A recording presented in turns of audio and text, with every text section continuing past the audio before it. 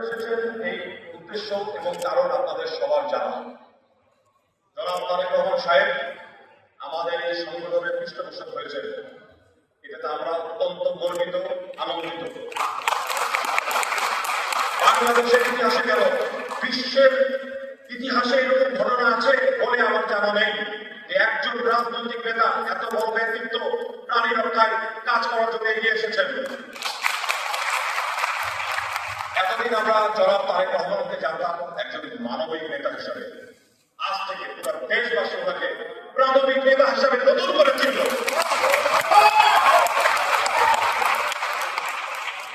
ওনার সম্পর্কে আপনারা সবাই জানেন, তারপর আমি দুটি কথা না বলে পারছি না, কথাটি আমার অনুভবে নেবেন না। বাংলাদেশে আরো রাজনৈতিক দল আছেন, যে রাজনৈতিক দলের প্রধানকে হযরত উপাধি দেওয়া হলে উনি তা খিলখিল করে হেসেছিলেন, কিন্তু আমাদের নেতা তারেক রহমান তার নামের সাথে কোনো বিশেষণ ব্যবহার করতে নেতা কর্মীদেরকে নিষেধ করে দিয়েছেন। আমি জিয়া রহমানের সন্তান, আমার নাম তারেক রহমান। বাংলাদেশের ইতিহাসে এমন ঘটনা কখনো ঘটেনি যে কোন রাজনৈতিক দলের প্রধান তার নেতৃবৃন্দকে নির্দেশনা দেন লিখিতভাবে আমার জন্মদিনে যাতে কোনো কেক কাটা না হয়। আরে এমন নেতাকে আমরা চেয়েছিলাম, সেই নেতা এখন আমাদের সংগঠনের পৃষ্ঠপোষক, প্রধান পৃষ্ঠপোষক।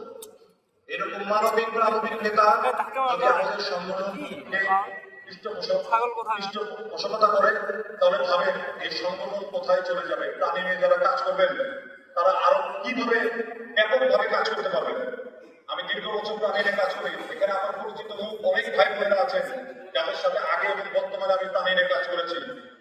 আমি প্রাণী নিয়ে কাজ করতে গিয়ে আমাদের অনেক প্রতিবন্ধকতা সৃষ্টি হয়।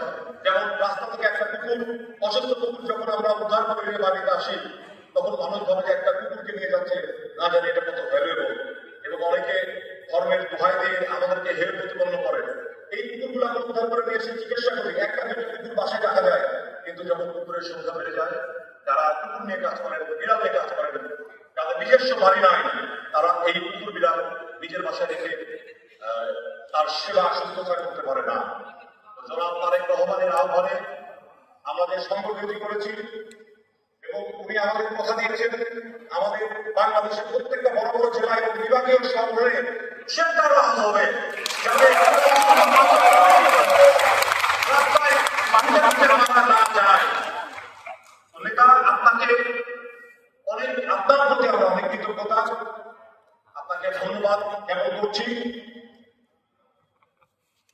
আগের সরকার ছিল রামপাল কয়লা বিদ্যুৎ কেন্দ্র, সুন্দরবনকে ধ্বংস করার একটি পায়তারা করেছিল।